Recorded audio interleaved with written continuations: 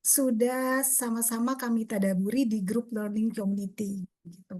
Jadi sore hari ini kita sama-sama memurojaah lah gitu ya, memurojaah kembali pelajaran apa saja yang sudah kita dapatkan di surah-surah ini, yang nanti akan disampaikan oleh saya, kemudian ada Mbak Esti dan Mbak Dina gitu. Mungkin kalau teman-teman sesama member learning community ini udah kenal lah ya, udah familiar gitu nama-namanya gitu ya. Kalau untuk yang bukan member, ya kami ucapkan salam kenal Mbak-mbak semua gitu ya. Oke. Nah, sebelum mulai, saya mengajak teman-teman semua untuk kita sama-sama mengucapkan puji dan syukur kehadirat Allah Subhanahu wa taala gitu ya, atas rahmat dan izinnya kembali gitu di sore hari ini gitu ya, kami di Quran Journal ID bisa mengadakan Quran Journal Club lagi gitu. Dan ini tuh Quran Journal Club kita yang ketiga gitu ya, yang kami adakan dan terbuka untuk umum gitu. Nah, semoga gitu ya apa yang nanti dibagikan ini bisa ilmunya bisa bermanfaat dan menjadi keberkahan untuk kita semua gitu. Amin. Dan kemudian ada satu hal lagi nih yang harus kita syukuri juga gitu lah. Allah masih berikan kita nikmat iman, nikmat Islam gitu ya. Semoga dengan teman-teman niat dan niat hadir gitu di majelis sore hari ini gitu ya, pertanda bahwa kita sudah merasakan nikmatnya iman gitu ya. Karena kalau kata guru saya itu tidak semua hati yang Allah izinkan gitu ya tertaut di majelis ilmu. Salawat teriring salam juga tidak lupa kita curahkan kepada manusia mulia yang suri tauladan kita semua gitu ya, Nabiullah Muhammad SAW, yang kita nantikan syafaatnya di yaumul akhir kelak gitu. Nah, sebelum kita mulai, oh ya, sebelum saya lupa, sebelum saya lupa nih teman-teman gitu ya, ada sedikit info gitu sebelum kita mulai. Saat ini The Quran Journal ID, The Quran Journal Indonesia gitu sedang open recruitment member learning community gitu ya, periode tanggal 1 Agustus kemarin sampai tanggal 23 Agustus 2024-nya. Jadi kalau ada teman-teman nih yang mau belajar tadabbur bareng sama kita, terus yang lagi cari temen ya untuk bisa saling nyemangatin gitu ya untuk tadabbur, silahkan daftar. Dan gimana cara daftarnya, bagaimana apa syarat-syaratnya, bisa kepoin aja gitu ya, lihat infonya di Instagram Quran Journal Indonesia gitu. Oke, baik, kita mulai sesinya dan sebelumnya kita baca doa belajar dulu ya teman-teman ya. Slide-nya Mbak Esti.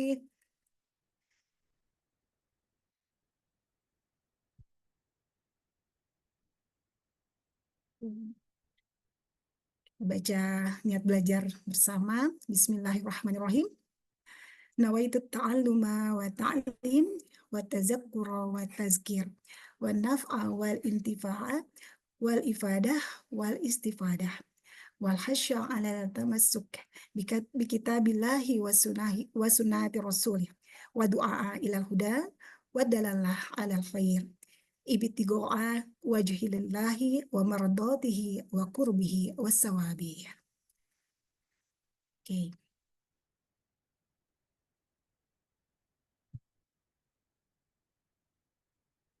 Oke. Baik teman-teman, izinkan saya memulai sesi tadabbur yang pertama, Quran Surah Al-Alaq ya. Dan nanti gitu ya, kalau seandainya teman-teman dari hasil seri ini apa ada dapat insight atau dapat refleksi gitu ya, boleh sharing di kolom komentar.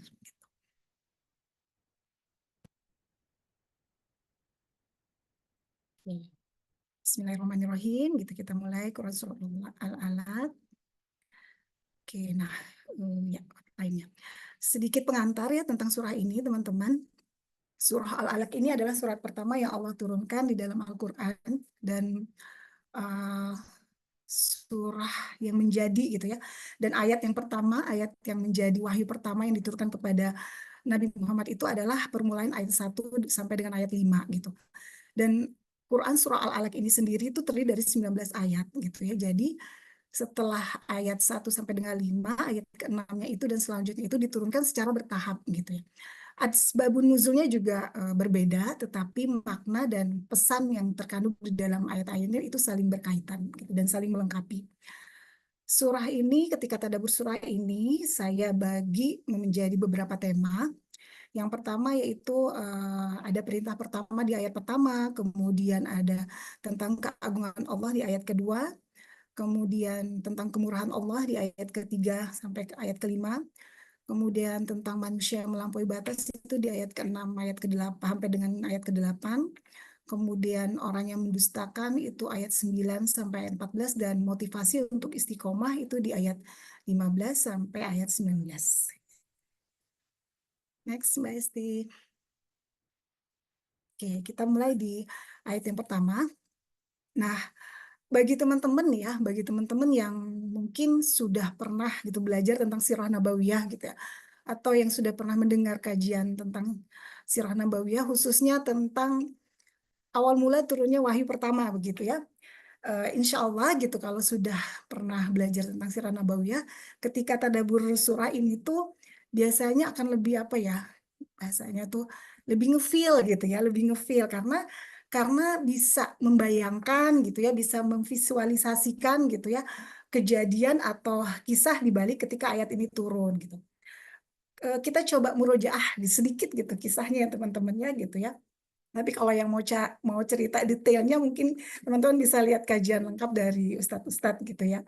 Saya coba meringkas aja gitu ya. Jadi dikisahkan gitu ya, diriwayatkan oleh Aisyah radhiyallahu anha gitu ya, kalau Nabi Muhammad itu sebelumnya sudah sering mendapatkan wahyu itu melalui mimpi gitu. Biasanya kalau beliau mimpi itu besokannya itu mimpinya itu suka jadi kenyataan. Nah, karena sering mimpi inilah kemudian beliau beliau tuh apa terdorong untuk melakukan apa ya uzlah gitu, berkhawat gitu, menyendiri di Gua Hira gitu ya. Dalam kesendirian beliau tuh biasanya berdoa gitu ya, bertahanut, beribadah gitu, merenung gitu ya, memikirkan situasi gitu ya, dan apa ya situasi dan kondisi masyarakat Mekah pada saat itu, di mana gitu masyarakat Mekah pada saat itu tuh hidup dalam apa dalam kegelapan lah gitu ya, di mana maksiat itu merajalela gitu di mana-mana gitu. Beliau itu merenung, beliau memikirkan apa yang bisa beliau lakukan agar bisa memperbaiki situasi saat itu gitu. Nah, di saat kesendirian beliau itulah gitu ya, Allah menurunkan wahyu kepada beliau yang juga menjadikan petanda kenabian beliau gitu ya. Kemudian Allah menurunkan wahyu dengan melalui malaikat Jibril gitu. Jadi ketika beliau sedang di Gua Hira, sedang sendiri, malaikat Jibril datang. Datangnya itu tiba-tiba gitu, tiba-tiba langsung meluk dari belakang mendekap Rasulullah gitu dengan sangat erat gitu ya, sampai katanya Rasulullah tuh sampai nggak bisa nafas gitu ya. Terus sambil berkata, "Iqra, bacalah." Gitu. Nah, dan kita tahu gitu Nabi Muhammad itu kan seorang yang ummi gitu ya, seorang yang tidak bisa membaca gitu. Beliau menjawab, "Ma ana biqari," kan gitu. Saya tidak bisa membaca gitu. Dan malaikat Jibril mengulang sampai 3 kali, dipeluk gitu sampai kenceng gitu ya, terus kemudian dilepaskan suruh lagi baca gitu ya. Jawaban sampai 3 kali gitu ya, dan Nabi Muhammad tetap menjawab ma ana biqari gitu. Dan setelah itulah akhirnya malaikat Jibril berkata, Iqra bismi rabbikal ladzi khalaq, sampai kemudian ayat yang kelima gitu. Nah, di ayat pertama ini yang artinya bacalah dengan menyebut nama Tuhanmu yang menciptakan. Ayat pertama ini diawali dengan kata perintah gitu atau fi'il amr gitu ya. Nah, Iqra yang artinya bacalah. Tapi di sini tuh uniknya tuh nggak disebutkan membaca apa gitu. Apa yang disuruh dibaca tuh nggak disebutkan. Bacalah, tapi apa nih nggak dimention gitu ya. Nah, jadi kalau menurut ulama tafsir, kalau dalam suatu kali ayat Al-Quran ada objek yang tidak disebutkan, nggak dimention, itu berarti maknanya itu boleh untuk diluaskan gitu. Nah, menurut beberapa pendapat ulama gitu, makna membaca ini di sini itu antara lain bisa membaca dari tulisan gitu. Membaca dari tulisan yaitu dari Al-Quran, dari buku, dari lembaran, dari naskah gitu ya. Kemudian bisa juga mengucapkan apa yang ada di dalam pikiran gitu ya. Apa yang dalam pikiran tuh bisa dari hafalan, bisa dari kita mendengarkan orang lain berbicara, kemudian kita mengucapkan kembali, mengulang kembali gitu ya, apa yang dibicarakan, apa yang disebutkan oleh orang tersebut gitu. Dan eh, salah satu contohnya ini gitu, kalau apa kita kan diwajibkan untuk membaca Al-Fatihah ketika sholat gitu ya. Dan apakah kita ketika kita sholat itu kita membaca Al-Fatihah sambil membawa mushaf gitu? Tidak kan gitu. Kita membaca dari apa yang ada di dalam pikiran kita gitu. Nah, itu yang jadi salah satu dalil yang memperkuat pendapat ini gitu ya. Kemudian kalimat selanjutnya itu ikro bis gitu. Ada huruf ba di sini ya gitu ya. Yang artinya itu dengan. Ternyata kata ulama tafsir huruf ba di sini juga ada maknanya gitu ya. Yang pertama, awalilah membaca dengan mengucap bismillah gitu ya. Dan ada hadis yang relate gitu ya dengan pendapat ini gitu. Jadi salah seorang sahabat itu bercerita ketika kami sedang duduk bersama Rasulullah gitu ya, tiba-tiba Rasulullah itu tertidur sebentar, kemudian Rasulullah bangun dan tersenyum. Lalu sahabat bertanya gitu, ya Rasulullah, apa yang membuat engkau tersenyum gitu. Kemudian Rasulullah menjawab, telah diturunkan satu surah kepadaku. Surat apa ya Rasulullah? Nah, perhatikan ketika Nabi Muhammad membaca surah itu, Nabi Muhammad berkata, Bismillahirrahmanirrahim. Inna a'tainakal kausar fasholli lirabbika wanhar inna sani'aka huwal abtar gitu. Jadi uh, hadis ini tuh memperkuat bahwa ketika kita membaca satu surah gitu, kita mulai membaca itu kita harus mengucapkan dengan mengawalinya dengan mengucapkan bismillah gitu. Kemudian yang kedua maknanya mohonlah bantuan dengan mengucapkan basmalah gitu ya. Ini tuh mengingatkan posisi kita yang memang selalu butuh bantuan Allah gitu dalam melakukan segala sesuatu gitu ya.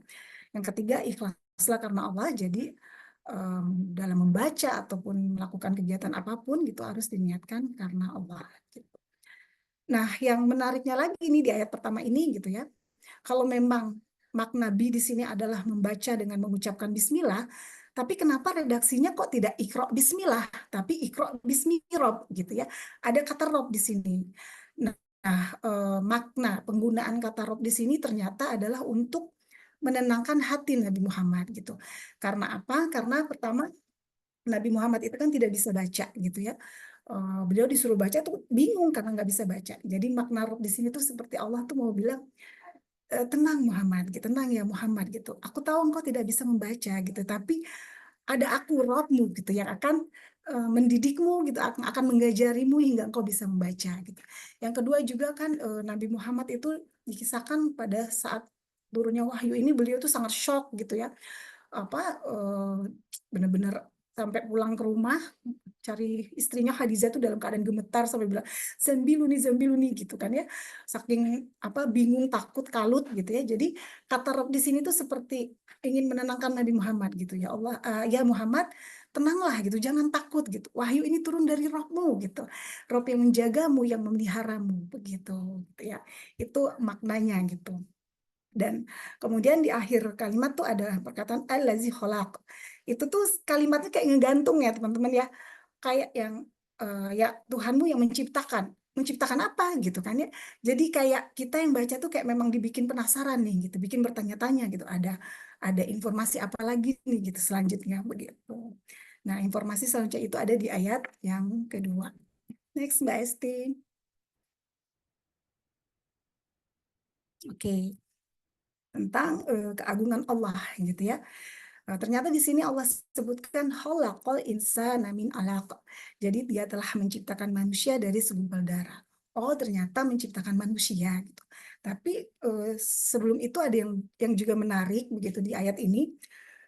Allah menyebutkan perbuatannya itu adalah menciptakan gitu. Salah satu perbuatan di sini yang Allah sebutkan menciptakan. Sedangkan kita tahu gitu ya Allah itu perbuatannya ada banyak gitu ya. Allah memberi rizki, Allah menghidupkan, Allah mematikan gitu ya. Allah mengampuni, tapi kenapa Allah gunakan kata menciptakan gitu, khalaqa gitu di sini gitu. Yang ternyata itu ingin menunjukkan bahwa salah satu perbukti keagungan Allah adalah Allah itu maha menciptakan gitu. Allah menciptakan gitu ya. Dan pengertian menciptakan di sini, pengertian khalaqa di sini juga ternyata gitu ya, di dalam bahasa Arab itu kan ada banyak gitu kata yang artinya itu menciptakan. Ada ja'ala, terus ada apa lagi saya lupa gitu ya.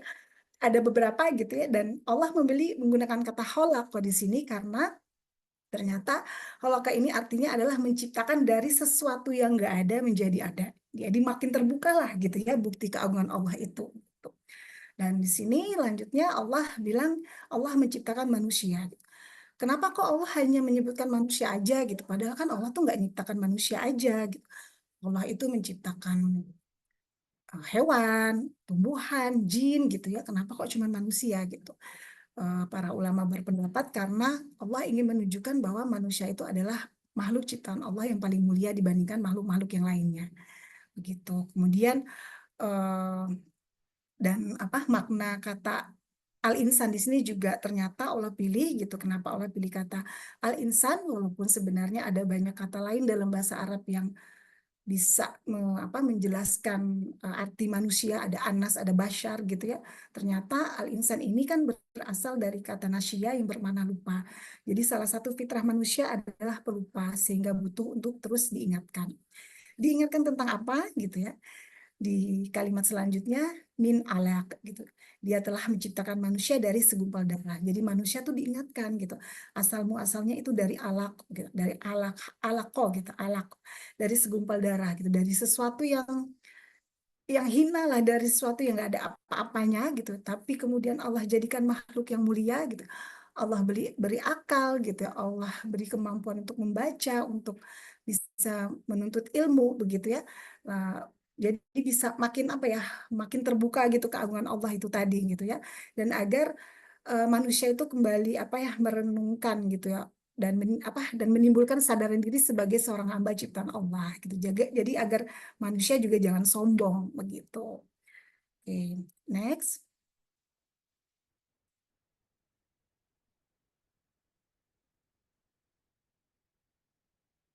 Oke. Ya, kemudian di ayat selanjutnya, ayat ketiga, Allah berfirman, Iqra wa rabbukal akram gitu. Bacalah dan Tuhanmu lah yang maha pemurah.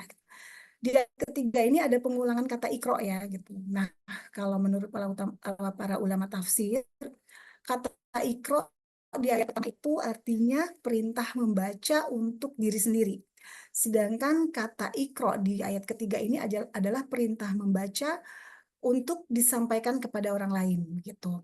Kemudian kata ikro di sini juga bermakna gitu how to disclosure gitu. Jadi apa yang mau diungkapkan yaitu dengan engkau membaca maka engkau akan bisa mengetahui bahwa Allah itu Maha Pemurah gitu ya. Jadi untuk mengungkap kemurahan-kemurahan Allah, Maha Pemurahnya Allah begitu. Nah, apa saja kemurahan Allah itu? Itu jawabannya ada di ayat keempat dan di ayat kelima gitu. Allazi alamal bil qalam gitu. Alamal insana ma lam ya'lam. Yang mengajar manusia dengan pena, maksudnya itu di sini tuh bukti pemurahnya Allah itu ternyata Allah lah yang mengajarkan manusia gitu. Jadi Allah itu memposisikan dirinya itu sebagai gurunya manusia gitu ya. Dan eh, saya ini sedikit dari tinjauan syaraf gitu ya. Kalau kata alama di sini kan ada terdiri dari huruf ain, lam, dan mim yang dikasih tanda tasydid gitu. Nah itu tuh maknanya tuh kalau dalam kaidah bahasa Arab itu berarti suatu perbuatan yang apa ya? Yang maknanya tuh repetisi gitu. Jadi suatu kegiatan, suatu aktivitas yang dilakukan tuh berulang-ulang gitu. Jadi Allah itu mengajarkan manusia itu berulang-ulang gitu, terus menerus gitu dalam waktu yang lama gitu. Dan di sini kemudian Allah bilang mengajarkan dengan pena gitu. Kenapa sih Allah pakai pena gitu ya? Kita tahu kalau pena itu kan adalah salah satu sarana menyimpan ilmu gitu ya untuk mencatat ilmu gitu, menulis gitu ya. Nah, dari Ustadz Yahya nih saya dapat penjelasannya. Jadi Allah itu kayak gini menyampaikan bahwa ilmu itu adalah bagian ba- apa eh, ilmu itu didapatkan dengan proses belajar gitu ya. Nah, mencatat ilmu itu menjadi bentuk usaha kita untuk ikhtiar dalam proses belajar itu tadi begitu. Kemudian juga dengan mencatat ilmu, dengan menuliskan ilmu itu, maka ilmu itu bisa kita sampaikan, kita sebarkan kepada orang lain begitu ya. Jadi ini semacam jadi seperti kayak meneladani kemurahan Allah yang sudah memberikan sebagian ilmunya kepada manusia gitu ya. Jadi kita juga harus menyebarkan lagi ilmu yang sudah kita punya gitu, memberikan agar ilmu yang kita punya itu bisa memberikan manfaat kepada orang lain. Kemudian yang di ayat selanjutnya, alamal insana ma lam ya'lam, dia mengajar kepada manusia apa yang tidak diketahuinya gitu ya. Ini juga bentuk kemurahan Allah gitu. Allah mengajarkan kepada manusia apa yang manusia tidak ketahui. Apa yang manusia nggak ketahui gitu ya. Ya banyak gitu. Allah manusia itu nggak tahu apa-apa gitu. Di surat An-Nahl ayat 78 tuh Allah bilang, dan aku mengeluarkanmu dari perut ibumu tanpa mengetahui sesuatu apapun gitu ya. Kemudian di ayat Al-Baqarah ayat 31, surah Al-Baqarah ayat 31 Allah bilang, dan dia mengajarkan Adam nama-nama seluruh benda gitu yang ada di dunia gitu. Itu kan menunjukkan bahwa memang manusia tuh ketika lahir, dari lahir tuh nggak punya modal apa-apa gitu ya. Jadi Allah lah yang mengajarkan manusia itu dari yang nggak tahu apa-apa sampai kemudian menjadi manusia yang sekarang ini gitu. Jadi manusia seperti kita sekarang ini begitu. Oke, next, Mbak. Oke.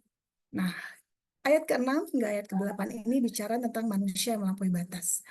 Ayat ke-6 sampai ayat terakhir ini tuh asbabun nuzulnya itu berbicara tentang seorang sosok Abu Jahal gitu ya. Abu Jahal ini tuh salah seorang yang sangat menentang dakwah Rasulullah dan sering banget gitu ya menghalang-halangi Rasulullah itu untuk beribadah begitu.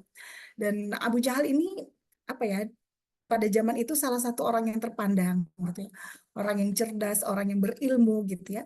Dan dari segi penampilan juga katanya Abu Jahal ini good looking gitu ya, tapi sayangnya gitu ya dia menentang dakwahnya Rasulullah gitu. Dan ayat 6 ini diturunkan berkaitan dengan ancaman Abu Jahal kepada Nabi Muhammad yang bilang, kalau sampai aku lihat Nabi Muhammad itu sholat gitu, sholat di depan Ka'bah, maka aku akan menginjak kepalanya, menginjak lehernya sehingga wajahnya itu akan menempel ke dalam menempel ke tanah katanya begitu. Jadi eh, ayat yang keenam ini gitu yang berbunyi kalla inal insana layaqo gitu ya.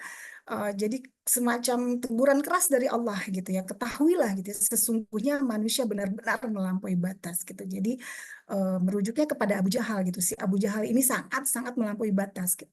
Cuman walaupun ini merujuknya ke Abu Jahal, tetapi redaksi ayatnya itu pakai kata manusia, bukan sesungguhnya Abu Jahal tuh benar-benar melampaui batas, enggak, tetapi sesungguhnya manusia benar-benar melampaui batas. Karena apa? Karena sebenarnya gitu di luar sana tuh ada banyak Abu Jahal yang lain gitu ya. Semua kita gitu ya, kita semua gitu ya punya potensi untuk menjadi seorang Abu Jahal gitu ya. Jadi semua manusia itu berpotensi untuk bisa melampaui batas gitu ya. Dan apa gitu yang memicu manusia itu melampaui batas? Di ayat selanjutnya, ar-ra'ahu stagna gitu ya. Karena dia melihat dirinya itu serba cukup gitu ya. Merasa sudah cukup pintar, merasa sudah cukup kaya, merasa sudah cukup berkuasa gitu ya. Jadi kayak nggak butuh orang lain lagi gitu ya, udah aja gitu, udah cukup dengan dirinya sendiri gitu ya. Jadi kayaknya Abu Jahal ini ketika didakwahin oleh Rasulullah tuh kayak yang apa sih anak baru kemarin gitu ya, aku ini loh lebih pinter gitu, lebih tahu gitu ya, jangan ngajarin deh mana yang benar mana yang salah seperti itu gitu ya. Nah dan di ayat selanjutnya gitu Allah bilang inna ila rabbika ruj'a gitu ya, sesungguhnya hanya kepada Tuhanmu lah kembalimu gitu. Jadi walaupun gitu ya semua manusia itu berpotensi untuk melampaui batas gitu, tapi ada satu hal yang bisa menjadi tali kekang kita agar tidak melampaui batas, yaitu dengan mengingat kita akan kembali kepada Allah dan kita akan diminta pertanggungjawaban atas semua yang sudah kita lakukan di dunia. Oke, next Mbak. Oke, nah kemudian ini ayat ke-9, ayat sampai dengan ayat ke-14 gitu ya. Ini berbicara tentang orang yang mendustakan gitu ya. Masih tentang Abu Jahal juga gitu ya. Saya baca ayatnya.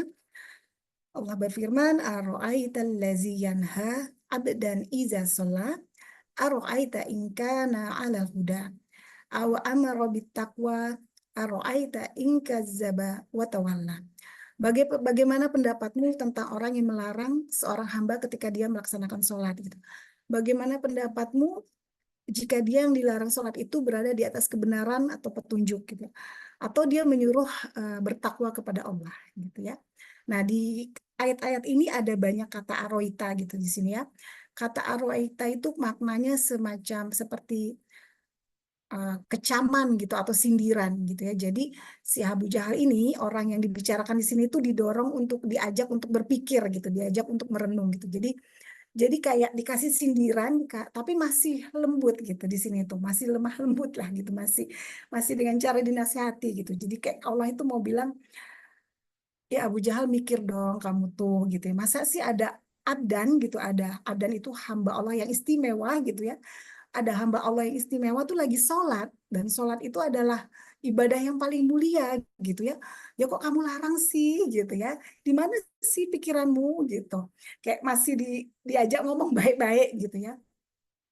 Terus disuruh mikir gimana nih kalau orang yang kamu larang sholat itu ternyata dia tuh orang yang bertakwa gitu, orang yang mengajak kepada kebenaran dan bisa menjadi jalan hidayah buat kamu gitu ya. Jadi kenapa Allah bilangnya seperti itu karena memang pada waktu itu Abu Jahal itu kan ada salah satu orang tuh yang dikenal juga dengan namanya itu Abu Hakam gitu ya, bapak kebijaksanaan gitu, karena di zaman itu dia tuh sering jadi tempat curhatannya masyarakat pada waktu itu gitu ya, dianggap bisa memberikan solusi lah gitu. Jadi kan orang yang cerdas sebenarnya, orang yang berilmu. Jadi Rasulullah sendiri melihat si Abu Jahal ini punya potensi gitu ya untuk bisa mendapatkan hidayah gitu, sampai Rasulullah itu juga pernah mendoakan gitu ya, ya Allah teguhkanlah Islam dari salah satu dari dua orang yang lebih engkau cintai gitu, dan orang itu adalah Umar bin Khattab dan Umar bin Hisham, nama aslinya si Abu Jahal. Tapi ya ternyata gitu ya Abu Jahal ini menolak hidayah gitu ya. Ya, seperti di ayat ke-13 gitu ya, kata Allah, bagaimana pendapatmu jika dia yang melarang itu mendustakan dan berpaling gitu. Jadi Allah tahu gitu ya, sebenarnya di lubuk hati yang terdalam Abu Jahal ini tuh dia sebenarnya mengakui gitu apa yang Rasulullah bawa itu adalah sesuatu yang benar gitu ya. Dia tahu gitu. Cuman dia dia gengsi gitu ya, dia sombong gitu ya. Dia nggak mau mengakui itu gitu. Padahal Allah bilang di ayat selanjutnya gitu ya, alam ya alam bi Allah yaro gitu ya. Tidakkah dia mengetahui bahwa sesungguhnya aku gitu Allah melihat segala perbuatannya gitu. Jadi padahal gitu Allah tuh melihat gitu segala perbuatan baik yang terang-terangan, baik yang sembunyi gitu. Even gitu ya di dalam apa di dalam lubuk hati terdalam aja rahasia gitu apapun itu Allah juga tahu begitu. Oke, next, Mbak. Ya, nah ini udah di ayat 15 sampai 19 adalah ayat tentang motivasi untuk istiqomah gitu ya. Di ayat ini tuh Allah yang tadinya udah lemah lembut, nah sekarang keras nih gitu ya. Yang tadi lemah lembut keras karena ternyata apa? Ternyata Abu Jahal tuh nggak cuma ngancem doang gitu ya. Kalau kata Ustadz Yahya tuh Abu Jahal nih musuh yang gentle gitu ya. Jadi kalau dia bilang aku akan injak gitu ya Muhammad gitu, ternyata tuh bukan cuma omdo gitu. Jadi dia bener-bener dilakukan gitu apa yang dia bilang itu gitu ya. Jadi di sini tuh Allah memberi ancaman gitu ya kepada Abu Jahal ataupun kepada siapapun gitu ya yang menghalangi dakwah Islam gitu ya. Ayatnya berbunyi kala la ilam yantahi la nasfa'an bin nasiyah. Nasiyatin kazibatin khati'ah gitu. Sekali-sekali tidak gitu ya. Jadi di sini ada kala gitu ya, ada teguran keras gitu dari Allah gitu ya. Sekali-kali tidak, sungguh jika dia tidak berhenti berbuat demikian, niscaya kami tarik ubun-ubunnya ke dalam neraka. Yaitu ubun-ubun orang yang mendustakan kebenaran dan durhaka. Ada huruf lam di sini, ada lain gitu ya. Lain itu, lam di sini tuh maknanya tuh kayak apa ya? Kosam gitu, sumpah gitu. Jadi Allah bersumpah jika ada gitu ya orang yang menghalangi Rasulullah gitu, ada menghalangi dakwah Islam, maka orang itu akan Allah seret ubun-ubunnya gitu ya dan untuk masuk ke dalam neraka gitu. Dan ini ada yang unik gitu ya di sini di ayat 16 itu gitu ya. Nasihatin kazibatin khati'ah gitu ya. Kalau diterjemahkan secara kata per kata itu artinya ubun-ubun yang berdusta dan durhaka gitu. Kok ubun-ubun sih yang berdusta sedangkan ubun-ubun itu kan nggak bisa ngomong gitu ya, dan kok ubun-ubun yang berdusta durhaka padahal dia nggak ngapa-ngapain gitu ya. Ternyata gitu menurut penelitian gitu ubun-ubun ini adalah pusat kontrol pengendali perilaku manusia gitu ya. Jadi manusia itu ketika dia ingin berbuat baik, ketika dia ingin melakukan suatu dosa, yang jadi apa keputusannya, pengambil keputusannya itu pusatnya itu ada di sini, ada di ubun-ubun ini, gitu ya.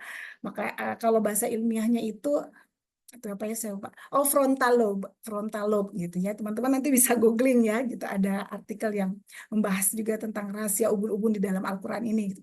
Jadi itulah mengapa Allah bilang ada banyak gitu ayat-ayat di dalam Al-Qur'an yang bilang orang-orang ini akan Allah seret gitu ya, ubun-ubunnya masuk ke dalam neraka gitu. Jadi si biang kerok itu di sini nih, ini nih yang gitu ya. Jadi kayak diseret gitu, masukin ke dalam neraka begitu. Nah, kemudian di ayat ke-17 18 Allah berfirman, "Falyad'u nadiyah," gitu. Sana ada uzzabaniyah gitu.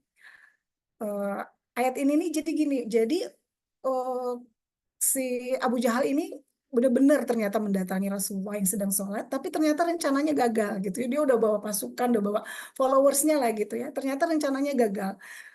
Ternyata ketika dia mau mendekati Rasulullah di depannya itu ada parit besar yang ada api, ada sayap-sayap gitu ya. Jadi dia tidak bisa gitu. Dia tidak bisa mendekati Rasulullah. Jadi ya karena mungkin udah kadung gengsi, udah ada banyak pengikutnya. Mungkin kalau zaman sekarang udah pada ngeluarin handphone gitu ya buat memviralkan gitu ya. Nah, jadi terus dia bukannya menyerah, dia masih ngeyel gitu. Terus dia bilang, biar ini aku akan panggil lagi gitu. Apa antek-antekku yang lain, ya, apa followers-followersku yang lain gitu. Tapi Allah bilang, ya silahkan panggil saja gitu. Kelak kami akan memanggil malaikat Zabaniyah gitu ya. Jadi ayat ini tuh apa ya kayak untuk apa memberi kekuatan untuk Nabi Muhammad, jangan gentar gitu, tenang gitu, ada Allah yang akan menjagamu, yang akan menolongmu dengan memanggil prajurit Allah, malaikat Zabannya gitu. Nah, menurut Ibnu Katsir, malaikat Zabannya ini adalah malaikat azab yang tugasnya menimpakan azab gitu, yang kasar dan kuat gitu, dan suka membinasakan orang-orang yang jahat di dunia. Dan setelah itu di ayat terakhir Allah berkata, kala la tuti'u wasjud waqtarib. Sekali-kali tidak gitu ya. Kalau di sini kembali ada teguran keras lagi, ultimatum lagi dari Allah gitu. Jangan gitu, sekali-kali tidak, no gitu ya. Oh, jangan pernah gitu ya. Jangan pernah patuh kepadanya gitu ya. Sujud dan mendekatlah kepadaku gitu ya. Jadi ada peringatan di sini agar istiqomah di jalan Allah gitu ya, dan tidak mempedulikan gangguan dan intimidasi dari kaum musyrikin. Kemudian ada wasjud waqtarib gitu ya. Di sini tuh kalau dilihat apa ya keterkaitannya, di awal ayat kan ada perintah membaca, di akhir perintah bersujud dan mendekat gitu ya. Dan ini tuh menggambarkan gitu ya, semakin tinggi ilmu seorang hamba, seorang manusia gitu ya, sudah seharusnya hati dan raganya itu semakin tunduk, semakin tawadu gitu ya, semakin sujud kepada Allah, semakin dekat kepada Allah gitu ya. Dan posisi yang paling dekat seorang hamba dengan Allah adalah ketika dia sujud gitu. Dan di ayat 19 ini, ayat terakhir ini juga kalau di dalam Al-Qur'an juga merupakan salah satu ayat tilawah gitu ya. Jadi ketika membaca ayat ini kita diperintahkan disunahkan untuk melakukan sujud tilawah begitu. Oke. Oke, kemudian ini masuk ke pelajaran yang didapatkan ya dari surah ini gitu. Apa gitu pelajaran yang didapatkan dari surah ini, refleksi apa gitu ya. Jadi kalau saya merasa bahwa menuntut ilmu ini adalah ibadah ya gitu, karena perintah dari Allah gitu kan ya. Menuntut ilmu adalah ibadah dan hakikat sumber ilmu itu adalah Allah gitu. Ya tadi dijelaskan Allah itu memposisikan dirinya sebagai gurunya manusia gitu, yang mengajarkan manusia berulang-ulang gitu dalam waktu yang lama. Maka kita juga eh, sebagai muridnya Allah gitu, sebagai muridnya Allah itu juga harus siap gitu untuk melakukan proses belajar yang panjang gitu. Nah, kemudian tingginya ilmu berbanding lurus dengan tingginya ketundukan dan ketaatan kepada Allah gitu, karena ilmu itu harusnya nggak bikin kita buat bangga, buat sombong gitu ya, tapi buat kita harusnya semakin dekat dengan Allah gitu ya. Penting untuk menumbuhkan kesadaran diri sebagai hamba agar tidak menjadi manusia yang sombong dan lupa diri gitu. Dan penting juga menanamkan rasa muraqabah gitu ya, selalu diawasi Allah, karena kalau kita merasa kita itu diawasin sama Allah, maka kita akan semangat beribadah, kemudian Kalau mau melakukan maksiat juga kita jadi mikir-mikir gitu ya. Kemudian jangan jadi penghalang dakwah Rasulullah dengan tidak mengabaikan sunnah-sunnah beliau. Ya jangan sampai kita jadi Abu Jahal yang lain, Abu Jahal masa kini gitu ya. Bukan bukan untuk apa bukan terhadap orang lain saja gitu ya. Abu Jahal untuk diri kita sendiri gitu. Kalau kita sampai mengabaikan sunnah Rasul, sampai kita mengabaikan perintah Rasul gitu, apa bedanya gitu ya kita dengan Abu Jahal gitu. Dan jangan takut berbicara tentang kebenaran gitu ya. Karena ada Allah selalu ada gitu. Kita jaga agama Allah, maka Allah akan menjaga kita. Dan kemudian perbanyak sujud kepada Allah untuk lebih mendekatkan diri atau bertakarub kepada Allah gitu. Oke, demikian teman-teman mungkin ringkasan dari tadabbur saya surah Quran Al-Alaq gitu ya. Maaf kalau ada kesalahan atau kekurangan. Sekarang mungkin kita lanjut lagi ke surah yang berikutnya gitu ya, surat Al-Qadar oleh Mbak Esti. Silakan Mbak Esti, tafadhol. Terima kasih, Mbak Idia.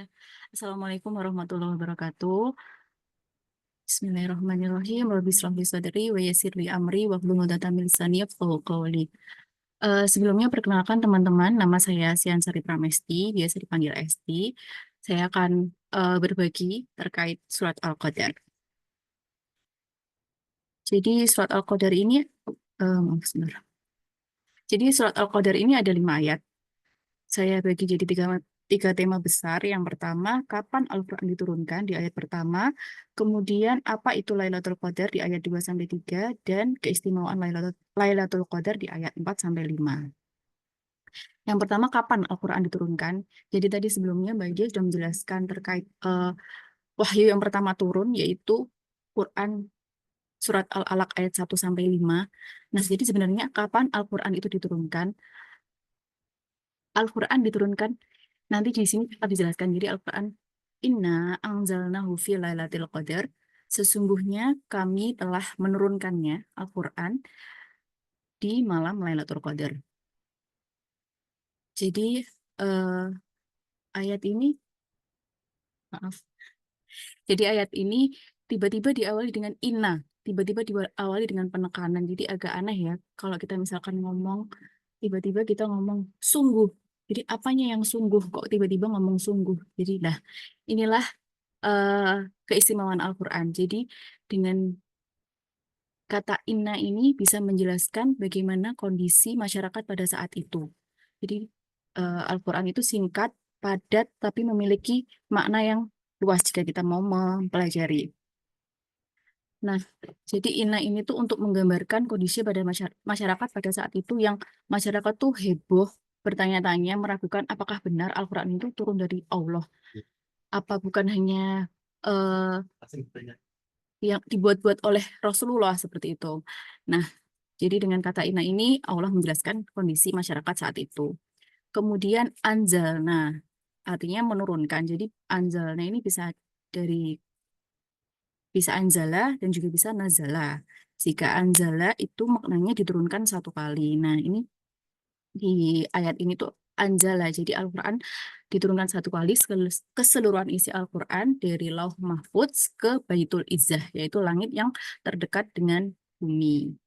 Nah, yang terjawab. Jadi Al-Quran kapan diturunkan? Ya, saat malam Lailatul Qadar. Tapi itu masih diturunkan dari Lauh Mahfudz ke Baitul Izzah. Selanjutnya, dari Baitul Izzah, Al-Quran diturunkan bertahap ke bumi selama kurang lebih 23 tahun. Dan yang pertama diturunkan yaitu yang surat Al-Alaq tadi, ayat 1-5. Kemudian, ini keistimewaan Al-Quran lagi. Uniknya tiba-tiba ada kata ganti, hu. Padahal sebelumnya belum dijelaskan tentang suatu objek di sebelumnya. Jadi, tapi karena saat itu tuh Al-Quran tuh menjadi trending topik di masyarakat, maka pada masyarakat saat itu tuh sudah tahu yang dimaksud dengan hu, yang dimaksud dengannya itu adalah Al-Quran. Seperti itu. Ini salah satu keistimewaan Al-Quran lagi, yaitu singkat, padat, tapi memiliki makna yang luas. Kemudian, apa itu Lailatul Qadar? Di ayat kedua, wama adraka ma Lailatul Qadar. Wama adraka. Jadi, eh, Dan tahukah kamu apakah malam kemuliaan itu, wama adroka ini biasanya tuh digunakan untuk sesuatu yang tidak kita ketahui kecuali dari Allah. Jadi hanya Allah yang tahu maksudnya. Nah, kemudian nanti di ayat berikutnya tuh Allah akan menjelaskan apa itu Lailatul Qadar, tapi hanya sedikit dari makna sesungguhnya. Jadi belum keseluruhan dari arti Lailatul Qadar gitu. Kemudian Al-Qadar. Jadi Al-Qadar itu memiliki tiga makna. Yang pertama, malam keagungan dan kemuliaan. Kenapa? Karena pada saat itu diturunkan Al-Quran. Jadi dulu kalau teman-teman pernah ikut kelas Quran Jurnal ID, Ustazah Ulfa pernah menjelaskan bahwa semua yang bersinggungan dengan Al-Quran itu akan jadi mulia. Nah, karena malam Lailatul Qadar itu adalah malam saat diturunkannya Al-Quran, maka malam itu jadi malam yang mulia. Dan Al-Quran juga diturunkan oleh malaikat yang mulia, yaitu malaikat Jibril, kepada manusia yang mulia, yaitu Nabi Muhammad SAW. Kemudian makna yang kedua adalah malam penentuan. Jadi saat malam Lailatul Qadar itu ditetapkan suatu ketetapan-ketetapan seperti gunung meletus, lalu siapa yang nanti akan berangkat haji pada tahun ini, seperti itu. Kemudian yang ketiga yaitu malam yang sempit. Kenapa malam yang sempit? Karena pada saat malam Lailatul Qadar itu malaikat tuh turun ke bumi tuh banyak sekali. Jadi ada ulama yang menyebutkan bahwa jumlahnya itu melebihi jumlah kerikil yang ada di bumi. Bisa dibayangkan ya teman-teman berapa jumlah kerikil yang ada di bumi, dan malaikat yang turun tuh lebih banyak dari itu, dan ukurannya malaikat kan pasti lebih besar ya, sangat besar. Jadi makanya bumi itu jadi sesak, jadi sempit karena saking banyaknya malaikat yang turun ke bumi. Nah, kemudian di ayat ketiga dijelaskan, Lailatul Qadri khairum min alfi syahr.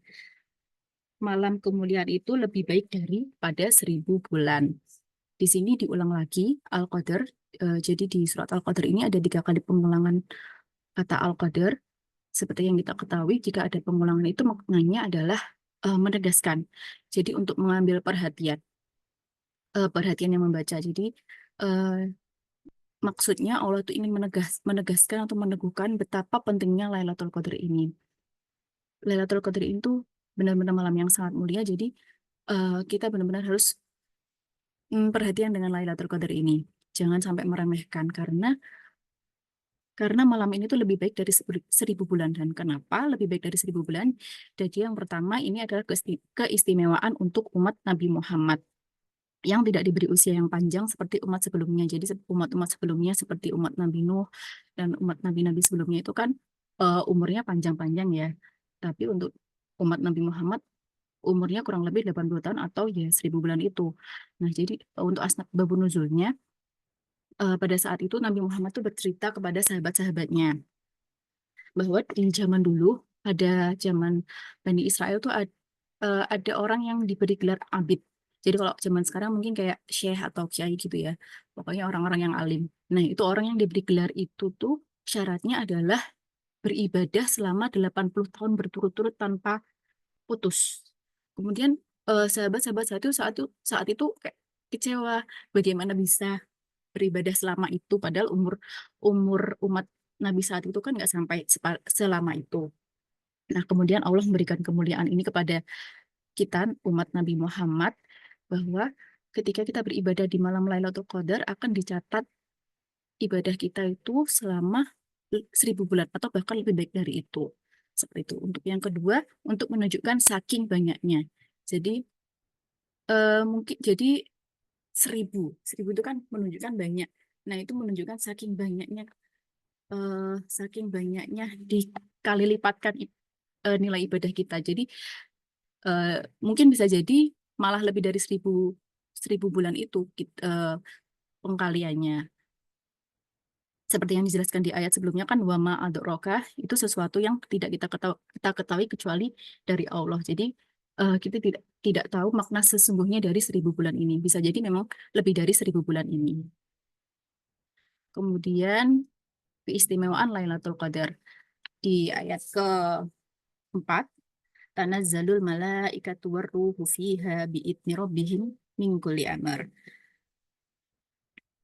Pada malam itu turun para malaikat dan ruh, malaikat Jibril dengan izin Tuhannya untuk mengatur semua urusan. Kata pertama tanazal. Tanazal ini artinya turun. Jadi seharusnya taknya ini ada dua ta tanazal. Tapi di bahasa Arab tuh kalau ada dua tak itu bisa disingkat jadi satu aja. Tapi penyingkatan ini tuh ada maknanya. Nah, maknanya yang pertama ini menunjukkan cepatnya turun. Jadi begitu cepat malaikat turun ke bumi karena mereka itu sangat bersemangat ingin turun ke bumi. Kemudian yang kedua menunjukkan jumlah yang turun. Jadi semakin banyak tak itu berarti semakin banyak yang turun. Nah, di sini taknya cuma satu. Berarti sedikit dong malaikat yang turun. Ini tuh sebenarnya maksudnya dibandingkan dengan saat saya agak lupa ayatnya yang mana. Jadi ada ayat di Al-Qur'an itu yang menjelaskan bahwa saat eh, sakaratul maut itu malaikat turun mendampingi manusia. Nah, jika dibandingkan itu kan memang malaikat yang turun saat mendampingi manusia saat sakaratul maut kan paling cuma berapa malaikat. Kan masih lebih banyak yang turun saat Lailatul Qadar, tapi maksudnya itu dikalikan dengan jumlah semua manusia yang sudah meninggal di dunia ini. Kan ini sudah kalau hitungan Masehi kan sudah 2024 tahun. Jadi pasti sudah banyak sekali kan umat atau manusia yang meninggal. Eh jadi yang turun dibandingkan dibandingkan saat sakaratul maut itu masih lebih banyak jumlah malaikat yang turun saat sakaratul maut itu. Tapi tetap saja jumlah malaikat yang turun saat Lailatul Qadar ini banyak sekali. Kemudian waruhu. Waruhu ini maksudnya kan malaikat Jibril. Kenapa kok malaikat Jibril ini disebut di belakang? Karena ayat ini tuh berkenaan dengan kebahagiaan. Jika berkenaan dengan tanggung jawab, nanti waruhunya akan disebut di depan. Nah, dari sini kita bisa mengambil pelajaran tentang sifat kepemimpinan malaikat Jibril. Jika terkait dengan tanggung jawab, pasti selalu di depan, dan jika terkait dengan kebahagiaan, di belakang. Seperti itu. Kemudian, eh, ruh ini juga artinya adalah istirahat. Jadi diambil asal katanya roha, artinya istirahat. Sesuatu yang membuat kita tenang, membuat kita nyaman, membuat kita rileks. Kenapa manusia ini diberi ruh? Karena jasad manusia itu tidak pernah tenang. Makanya kita diberi ruh agar bisa tenang. Kemudian kenapa malaikat disebut ruh? Karena setiap malaikat turun itu pasti akan membawa ketentraman. Selanjutnya, kata selanjutnya ada bidni. Maknanya itu ada dengan perintah rohmu dan juga bisa dengan izin. Kalau dengan izin kan berarti ada sesuatu yang diminta sebelumnya, ada sesuatu yang diingini. Jadi sebenarnya malaikat itu eh, sudah ingin sekali turun ke bumi dan kemudian oleh Allah diberi kesempatan satu kali saat malam Lailatul Qadar ini. Makanya begitu banyak sekali malaikat yang turun ke bumi dan mereka kayak cepet-cepetan berdesak-desakan gitu saat turunnya. Makanya tadi disebutkan di Tanazal tadi menunjukkan cepatnya turun karena memang malaikat-malaikat itu sangat ingin sekali turun ke bumi. Kemudian lanjutan dari keistimewaan Lailatul Qadar di ayat kelima, salamun hiya hatta matla'il fajar.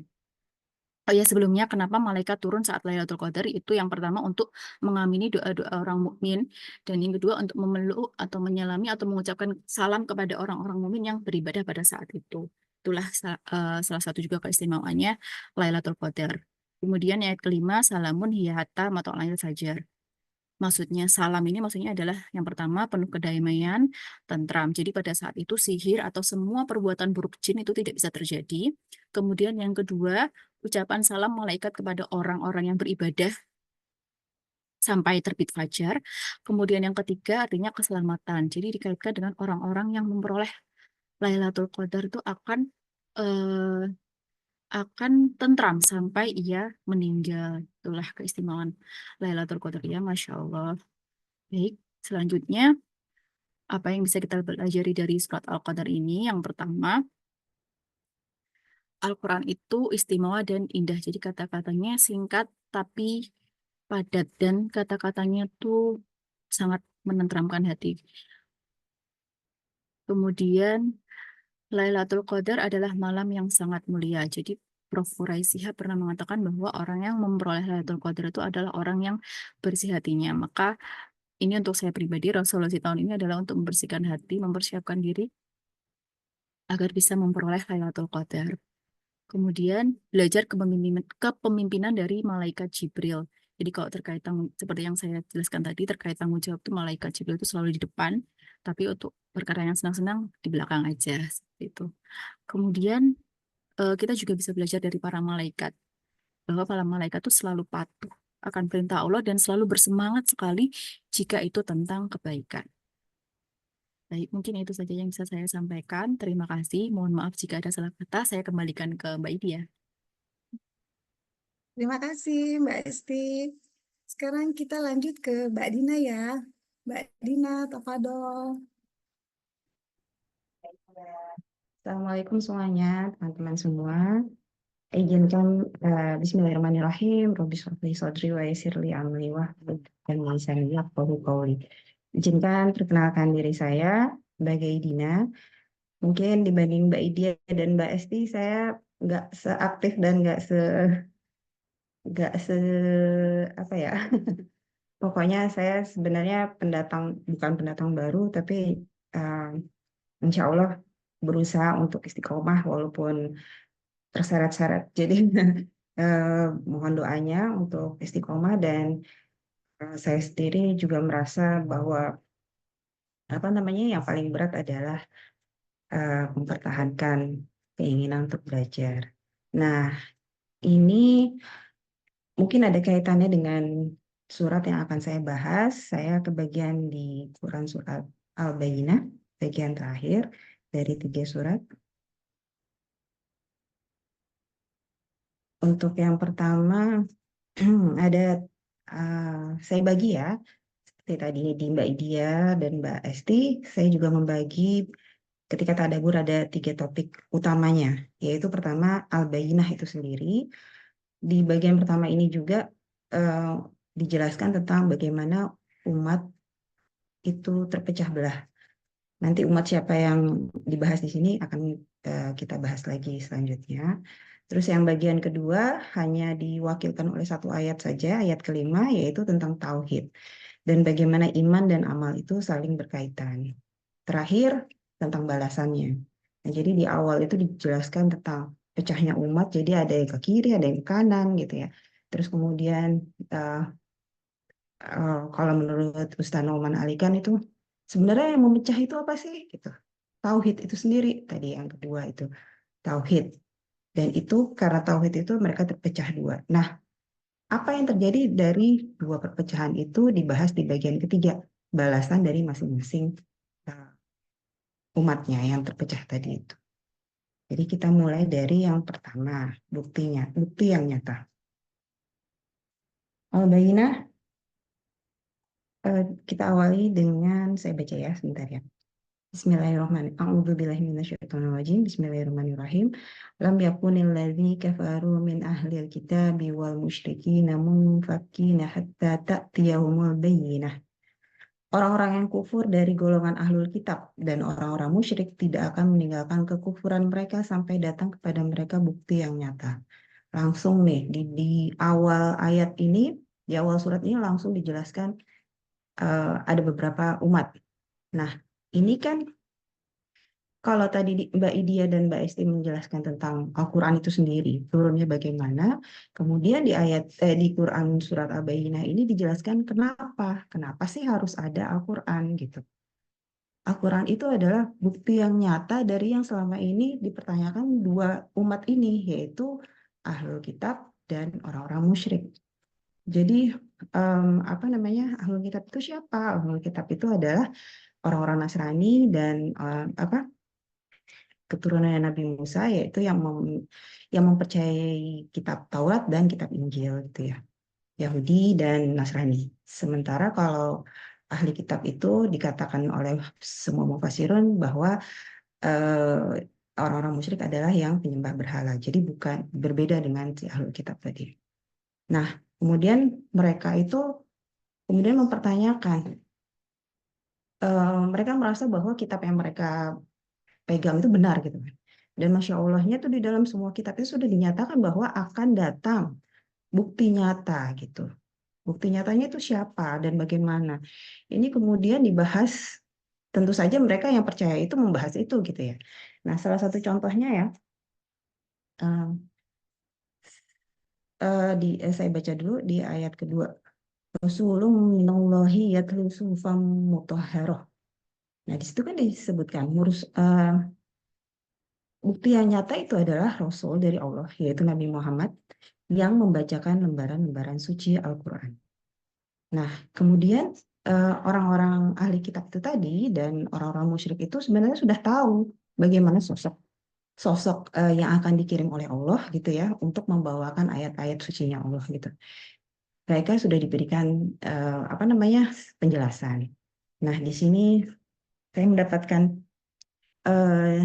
historinya ya, salah satunya Raja Romawi Heraklius bertanya pada Abu Sofyan. Ketika itu Abu Sofyan masih ahli kitab ya, karena belum turun Rasulullah dengan ininya, dengan hidayahnya, dengan Al-Qur'annya.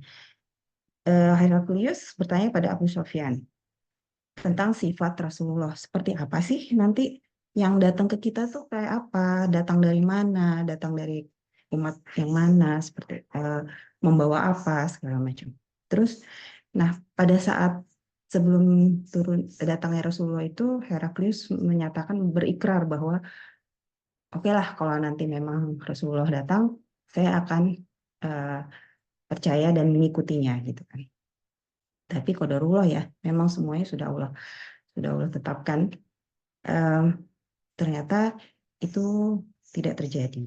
Ketika akhirnya Rasulullah datang dengan Al-Quran, terus kemudian bahkan Rasulullah itu mengirim surat kepada Raja Romawi pada saat itu beliau bilangnya, ah bukan ini gitu.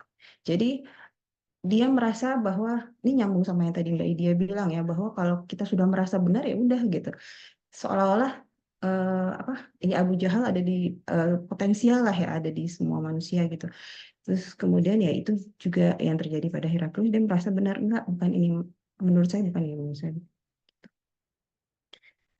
Dan tapi sebenarnya ya itu berarti kan dia sebenarnya sudah tahu sifat-sifatnya Rasulullah itu seperti apa, tapi tidak tidak diikuti.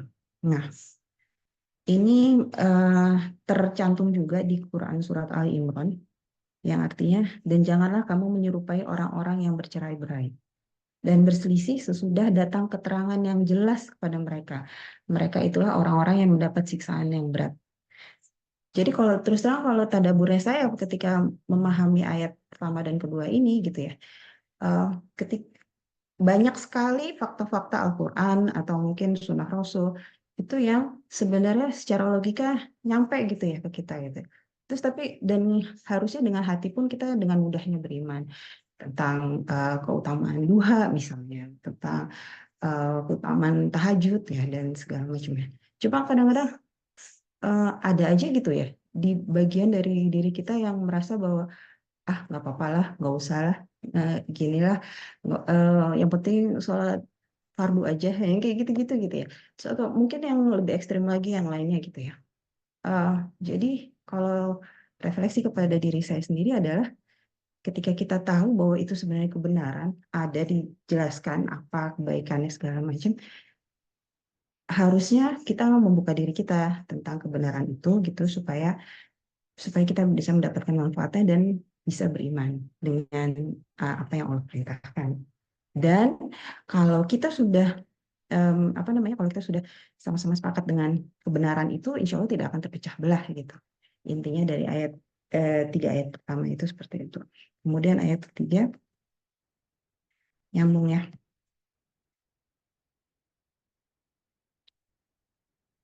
Maaf, masih ayat kedua ya. Suhufum mutahharoh. Suhuf yaitu lembaran-lembaran, mutahharoh yaitu lembaran suci yang disucikan yaitu Al-Quran. Jadi menurut Ibnu Juraij, kitab tersebut disucikan dan bersifat lurus, sama sekali tidak mengandung kesalahan karena kitab tersebut dari sisi Allah. Jadi kalau pakai bahasanya Ustadz Noman Ali kan, bukti nyata itu ada dua, Rasulullah dan Al-Quran. Ini saya quote ketiplek ya dari kata-kata beliau. They are unstoppable forces gitu. Jadi yaitu dua-duanya Rasulullah sama Al-Quran itu udah nggak bisa dipisahkan, dan itu adalah yang kita butuhkan, dan itu adalah bukti nyata yang Allah berikan kepada kita gitu. Dari eh, dari pertanyaan-pertanyaan dari umat sebelumnya, dari yang sebenarnya sudah dibahas di kitab-kitab sebelumnya. Nah, fiha kutubun qayyimah. Di dalamnya terdapat isi kitab-kitab yang lurus dan benar. Yang keempat, wa ma tafarraqal ladzina utul kitaba illa min ba'di ma ja'atuhumul bayyinah. Tidaklah terpecah belah orang-orang ahlul kitab melainkan setelah datang kepada mereka bukti yang nyata. Nah, menurut tafsir Syekh Muhammad Al-Utsaimin, mereka walaupun setelah datang itu mereka bukannya mengikuti isi yang benar itu, tapi malah justru berselisih. Di antara mereka ada yang kemudian jadi beriman, oh ya benar nih. Seperti tadi ya, Abu Sufyan sama Kaisar Romawi, Abu Sufyan kemudian beriman, sementara Kaisar Romawinya malah akhirnya jadi kafir karena tidak mempercayai itu. Kemudian lanjut ke bagian yang kedua, yaitu tentang tauhid. Ini seperti tadi saya katakan bahwa diwakili hanya dengan satu ayat saja. Yang kelima yaitu wama umiru illa liya'budullaha mukhlishina lahuddin hunafa'a wa yuqimus salata wa yu'tuz zakata wa dzalika dinul qayyimah. Mereka tidak diperintah kecuali untuk menyembah Allah dengan mengikhlaskan ketaatan kepadanya, lagi hanif, melaksanakan sholat dan menunaikan zakat. Itulah agama yang lurus. Ini ada beberapa bagian sebenarnya, walaupun dalam satu ayat ada beberapa bagian yang sebenarnya bisa dibahas ya. Mereka tidak diperintah kecuali untuk menyembah Allah dan mengikhlaskan ketaatan.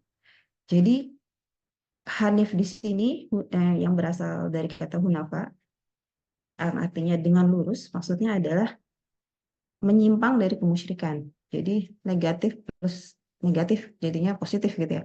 Menyimpang dari kemusyrikan yang artinya adalah benar-benar tauhid gitu. Jadi hunafa dengan lurus. Jadi ketika kita jadi yang diperintahkan kepada kita itu sebenarnya semata-mata ya semuanya itu harus ditujukan kepada Allah gitu ya.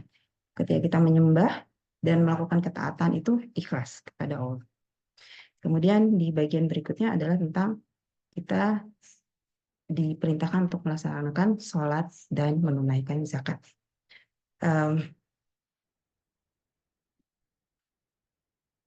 Perintah ini mendirikan sholat dan menunaikan zakat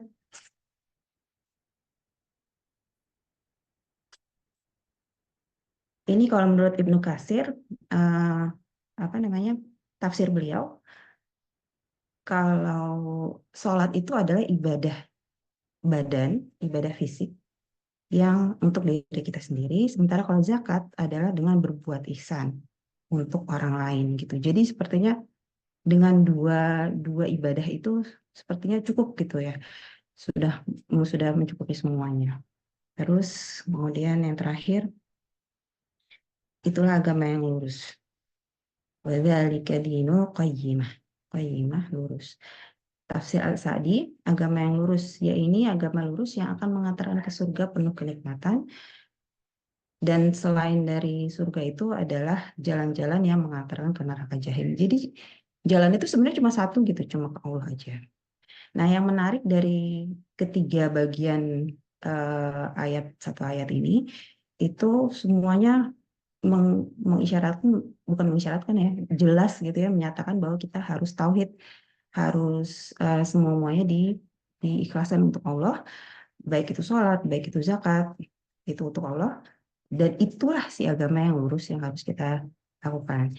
Dan yang menariknya yang tadi saya katakan adalah ini dari ayat ini tuh banyak sekali mufassirun, ulama-ulama yang mengatakan bahwa amal dan iman itu nggak bisa terpisahkan gitu. Jadi iman itu adalah dasar dari amal. Ketika kita melakukan segala sesuatu itu semuanya harus berdasarkan iman. Beriman dengan hati dan beramal kebajikan dengan jasad. Dan itu untuk apa sih? Untuk mendapatkan ridhonya Allah. Untuk berada di agamanya Allah yang lurus dan dapatkan ridhonya Allah. Terus di ayat berikutnya, di bagian berikutnya adalah balasan. Seperti yang tadi saya katakan, Ustaz Noman Ali kan di bagian terakhir ini bilang, yaitu dari yang terpecah itu masing-masing punya balasan sendiri-sendiri gitu. Dari amal dan iman yang mereka lakukan, kemudian yang satu balasannya seperti ini atau balasannya seperti itu. Yang pertama adalah orang-orang kufur. Innalladzina kafaru min ahlil kitabi wal musyrikina fi nari jahannam khalidina fiha ulaika hum syarrul bariyah. Sesungguhnya orang-orang kufur dari golongan ahlul kitab dan orang-orang musyrik akan masuk ke neraka jahanam. Mereka kekal di dalamnya, mereka itulah seburuk-buruk makhluk. Kenapa sih dikatakan seburuk-buruk makhluk? Kalau menurut tafsir Syekh Muhammad Abduh, nyambung lagi ke tadabbur saya di awal tadi ya, bahwa mereka dikatakan seburuk-buruk makhluk adalah karena mereka sudah tahu dan sudah memiliki ilmunya dan sudah tahu kebenaran tapi tetap ingkar. Itu yang terjadi ke ke Raja Heraklius tadi, Raja Romawi, terus ke orang-orang Yahudi dan orang-orang Nasrani yang akhirnya tetap kufur, tetap kafir. Dan yang seburuk-buruk makhluk itu kemudian masuk ke dalam neraka jahanam. Sementara yang satunya lagi, kelompok yang satunya lagi, innalladzina amanu wa amilus solihati ulaika hum khairul bariyah. Sesungguhnya orang-orang yang beriman dan mengerjakan kebajikan, mereka itulah sebaik-baik makhluk. Seperti yang tadi, bahwa dibedakan antara iman dan amal mereka. Ketika mereka beriman dan melakukan amal kebajikan yang baik, mereka menjadi sebaik-baik makhluk, sementara sebaliknya tidak. Yang kemudian yang menarik sekali di ayat terakhir ya. Jazaohum inda rabbihim jannati adnin tajri min tahtihal anhar khalidina fiha abada radhiyallahu anhum wa radu anhu dzalika liman khasyiya rabbah.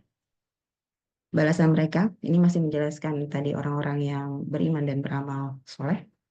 Balasan mereka di sisi Tuhan adalah surga Aden yang mengalir di bawahnya sungai-sungai. Mereka kekal di dalamnya selama-lamanya. Allah ridho terhadap mereka dan mereka pun ridho kepadanya. Dan itu adalah balasan bagi yang takut kepada Tuhan. Surga Aden di beberapa ayat lain juga dijelaskan bahwa ini adalah surga yang mengalir di bawahnya sungai-sungai. Kemudian ada tambahan dari beberapa mufassirun termasuk tafsir As-Sa'di dan Ibnu Katsir bahwa surga Aden itu adalah surga di mana yang menggambarkan bahwa sebegitu nyaman dan nikmatnya surganya sampai orang-orang yang berada di dalamnya nggak kepikiran pengen naik atau pindah ke tempat lain gitu. Dan mereka akan tetap di sana selama-lamanya. Dan yang poin berikutnya, mereka kekal di dalamnya selama-lamanya. Allah ridho terhadap mereka dan mereka pun ridho kepadanya. Ini yang saya garis bawahi dari surat ini. Kenikmatan terbesar dari seorang muslim adalah merasakan keridoan. Ketika kita di bumi aja, di dunia ya maksudnya, sebelum nanti di akhirat, ketika kita ridho sama keputusan Allah, hati itu tenang gitu ya. Hidup jadi mudah, hidup jadi nyaman, tenang. Apalagi kalau kita mendapatkan keridoan dari Allah gitu. Betapa luar biasa nikmatnya berkali lipat gitu.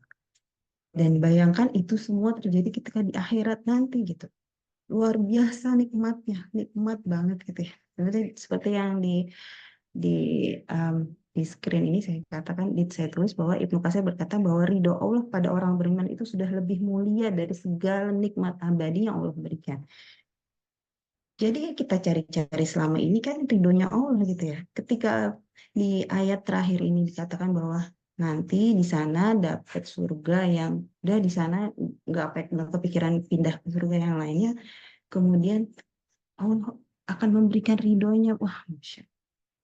Kitanya juga ridho gitu ya, kitanya tenang. Terus kemudian Allah memberikan ridhonya. Itu buat saya, ya itu yang selama ini kita cari, kita akan dapat di sana, insya Allah ya. Itu sampai ayat ke-8. Kemudian yang terakhir, bagian terakhir adalah what we learn from this surah. Pertama, tauhid ya. Poin pertama dan kedua yang saya tulis di sini adalah tentang tauhid. Tauhid adalah identitas utama umat muslim. Ya kalau bukan tauhid, kalau kita nggak bertauhid ya kita bukan muslim gitu ya. Karena batasnya adalah di iman itu. Dan dari kita dapatnya dari mana? Ada pedomannya dan pegangan utamanya yaitu tadi bukti-bukti nyata yaitu Al-Quran dan As-Sunnah Rasulullah. Kemudian poin ketiga, jangan hanya mengaku beriman, tapi juga act on the faith gitu ya. Jadi walaupun kita kita merasakan iman, bener nih kita harus sholat, wah bener nih kita harus bersabar, wah bener nih kita harus bersyukur, tapi kita nggak mengaplikasikan itu gitu. Ya akhirnya jadi semata-mata hanya di kepala saja gitu ya, tidak dilakukan gitu. Jadi itulah iman dan amal tidak bisa dipisahkan. Kemudian belajar dari ingkarnya ahli kitab dan orang musyrik, jangan mengabaikan kebenaran dan kelurusan Al-Quran hanya karena hawa nafsu. Tadi kenapa Raja Kaisar, Raja Romawi itu tidak mengatakan tidak gitu ya pada Rasulullah itu semata-mata karena dia merasa dia takut pamornya turun kemudian ditinggalkan oleh masyarakatnya gitu. Hanya karena hawa nafsu. Terus kemudian dari contoh lain dari cerita kisah sahabat juga bahwa ada Yahudi yang akhirnya tidak percaya pada Rasulullah karena dia tidak muncul dari golongan Yahudi gitu.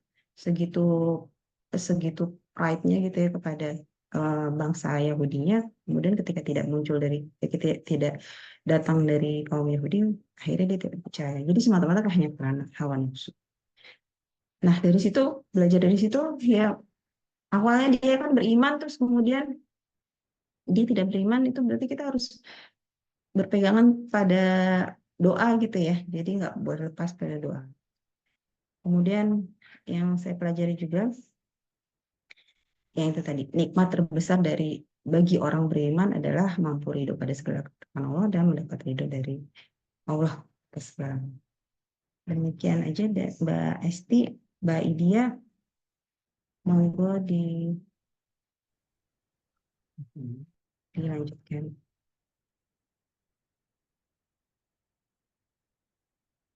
Demikian dari saya. Terima kasih. Wassalamualaikum warahmatullahi wabarakatuh. Mbak Din, yang terakhir slide munasabahnya. Mungkin Mbak Din aja yang bacakan. Oh ya, boleh. Bentar ya guys tadi.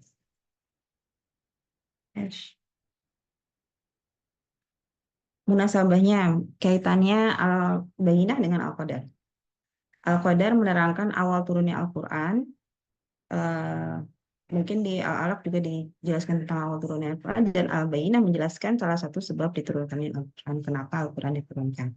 Kemudian Al-Qadar dan Al-Alaq dalam surat yang telah lalu, maksudnya di surat Al-Alaqnya, Allah memerintahkan Rasulullah SAW agar membaca Al-Quran dengan namanya yang telah menciptakan manusia dan telah mengajarkan apa yang sebelumnya tidak diketahui oleh Rasul.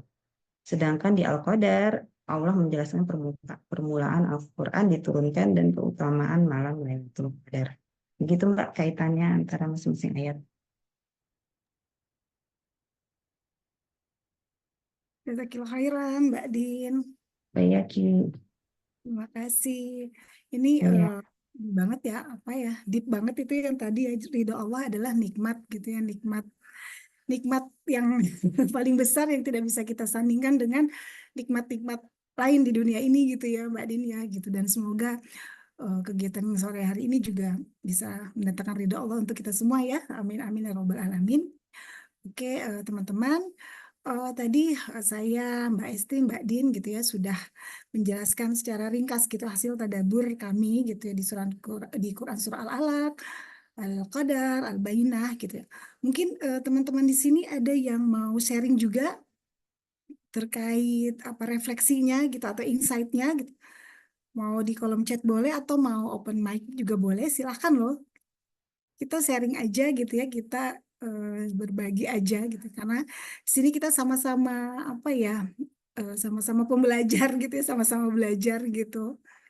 Silahkan teman-teman, mungkin ada yang mau sharing.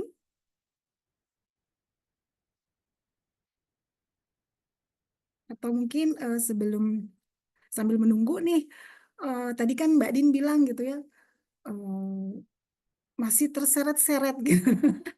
Ketika tadabur itu masih terseret-seret gitu ya. Tapi walaupun terseret-seret, tapi maju terus pantang mundur ya Mbak Din. Ya gitu ya. begitulah Mbak.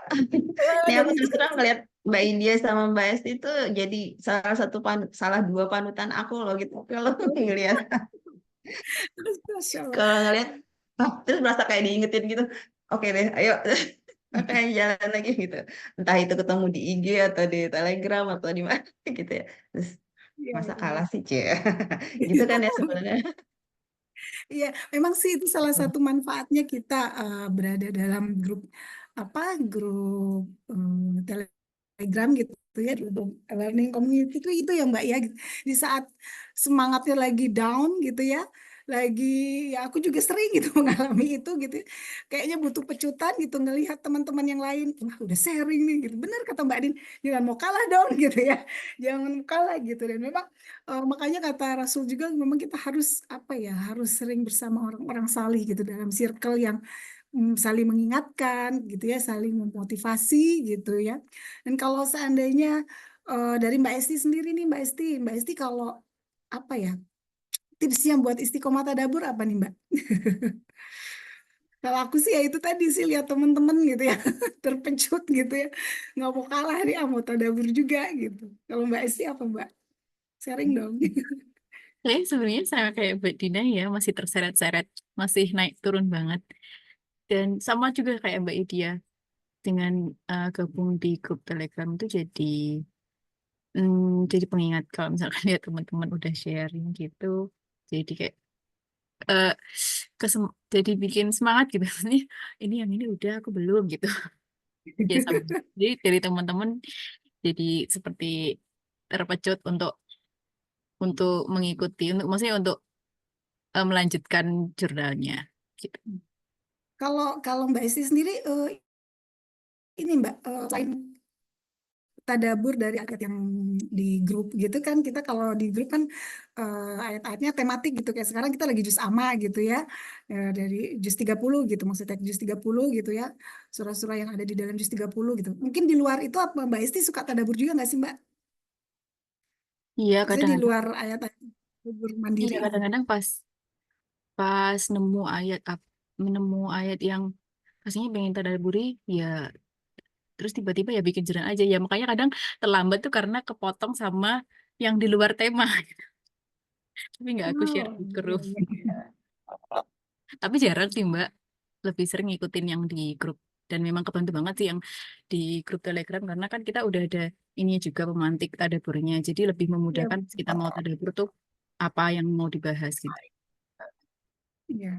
Ya kalau aku tuh paling ini yang suka apa yang supaya menjaga gitu biar gak skip tadabur ya paling quick tadabur itulah Mbak gitu ya jadi lagi tilawah ada ayat apa gitu kemudian baca gitu ya baca baca tafsir gitu tafsir singkat tadaburnya juga mungkin nggak dituliskan juga kadang ada di dalam pikiran aja nanti ada waktu luang gitu kemudian dituliskan seperti itu ya gitu jadi ya memang apa ya, tetap menjaga gitu ya konsistensi untuk bertadabur gitu ya.